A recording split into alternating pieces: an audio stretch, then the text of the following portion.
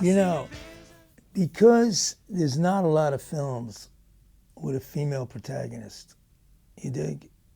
That when you have a film like this where the material, you have the great material and you have the great woman, it's like, it's special, I mean, Miss 45 in a sense was that way too. And it's special because, you know, the female side, the power of the female, and it's, the camera eats it up, I mean, and is, when it's there, and it's there throughout the whole film here, it's something because it's not done, and what, 80, 90% of the movies are made are male leads, right? So the ones that really count are all in black and white. And, it was that period of Gordon Willis shooting for Woody was like a powerful period in, I guess Raging Bull. We grew up with, our first films were in black and white. The Hold Up, the films we made as kids, they were in black and white. The films we really learned to love outside of, of the Hollywood films we watched, not even knowing that, there was an art to them.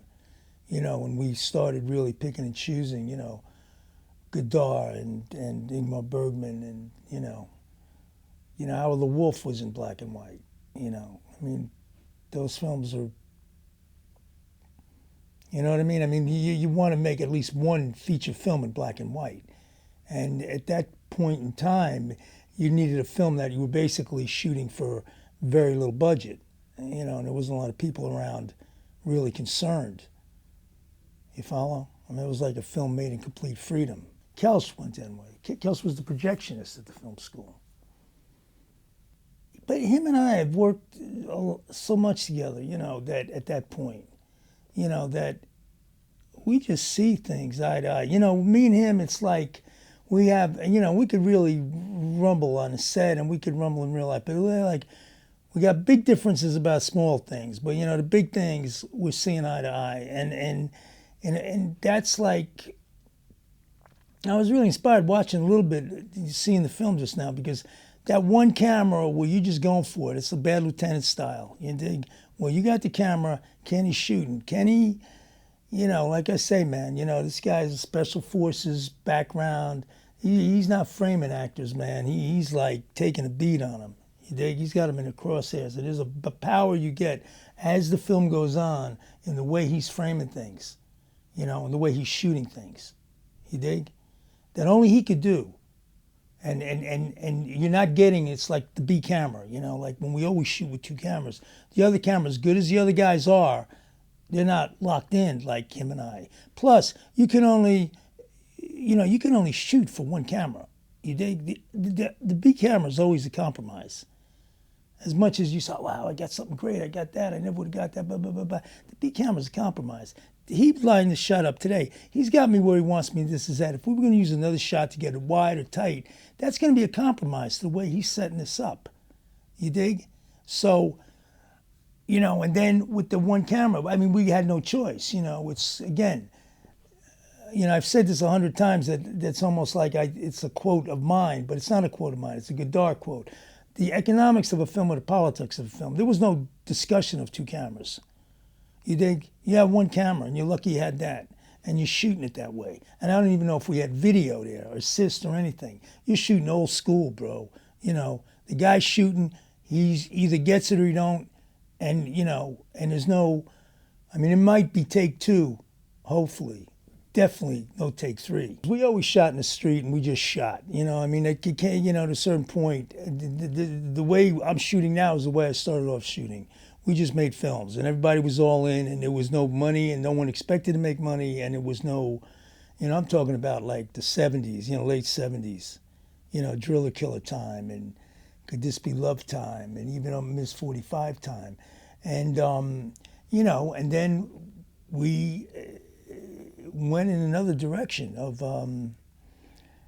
bigger budget films. And, we went Hollywood, man. We went shooting Fierce City and King of New York and China Girl. These were big budget union films. And once you turn that page, you can't go back because, I'm a New York union guy. I'm in the union. The guys are in the union. They get pensions, and thank God, they get health benefits and the whole deal. And, by shooting outside that, but then that locks you in to having to raise X amount of money. And on a film like this, when we couldn't, I demanded that we can shoot this film if everyone agreed not to take a salary, which our guys did. One of the reasons we just came back from, I think it was Dangerous Game. I forget, maybe it wasn't Dangerous Game. We had just done something, and, we could do it. The crew was doing it, not getting paid. No one was getting paid. And they would get paid later. In the end, everyone got half of their normal salary. The other half of the salary was stolen by some disreputable distributors, and and there was other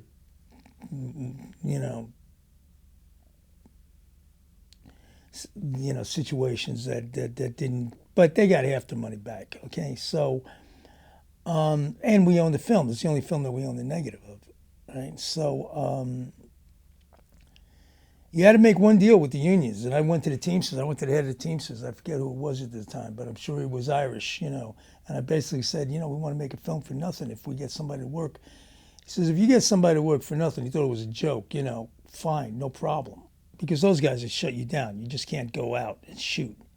If you were an NYU student, you could, but a guy like me couldn't with my guys, So the Teamster said, if you find a guy who could shoot. So I just saw his name, and now I forget his name, but he was like one of the only black guys in the Teamsters. We basically went to him and said, shoot this film for nothing and you'll get paid later, and blah, blah, blah, typical, huckster rap. And although we did pay him half, he, and when we get a real, next time we shoot a legitimate in New York, you could be the captain of the crew, which is a big, thing, big kind of, cherry on, to offer there. But, and we got him. And once we got the Teamsters, everybody else kind of fell in line to do it. I don't know how we did it with SAG. But we started pushing that to get different rules where everybody's not working by the Hollywood union standard. Then there was NABIT, then it was this, there was that. But, this always becomes the battle. It gets to the point where you need $3-4 million to make a movie. All the movies are going to look the same. Because once you start begging for money like that and go, unless, you're, a superstar director, I don't know what, but once that budget starts going up, you're not shooting movies like this. The Addiction is not going to get made for $3 or $4 million. Couldn't get made then, it couldn't get made now, so. My relationship with Nicky is, I grew up with him. I think I met him when I was 13 years old, 14 years old, and he was like one of these kind of guys who was like, this wasn't in the Bronx. This was when I was living in the country. He was like living in the country, And, he was writing when he was 14, and he was playing the guitar, and these guys were into, we were pop culture kids, we were suburban kids, not him. They were listening to Woody Guthrie, Hank Williams, and playing, and writing, and so, and it became a real, it became the friendship. We were very, very close. And,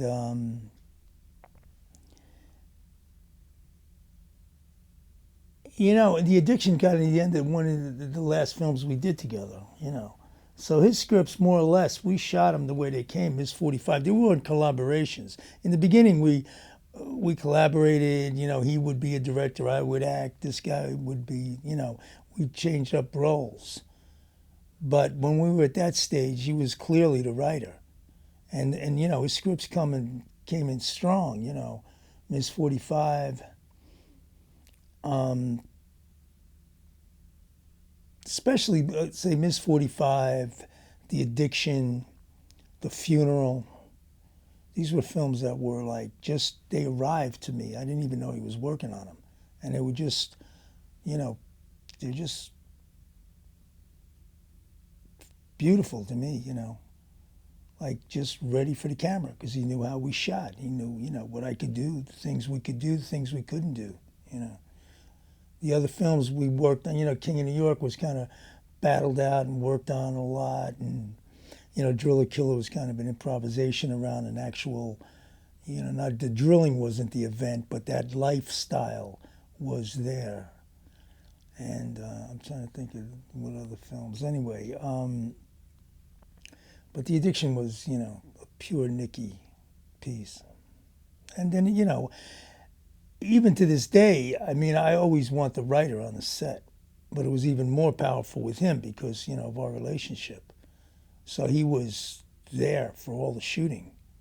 You know, we were addicted at the time, you know, but I wasn't addicted to heroin. This film is really focused on heroin. Nikki never did drugs, you know, she never did heroin. We talk about that in the interview thing. This was when I first started. I really wasn't an addict. I was using, but I wasn't addicted at this point. It's funny. I mean, it's not funny, but... And it was after this movie that I started getting, you know... Like I said, you know, I had a 14-year,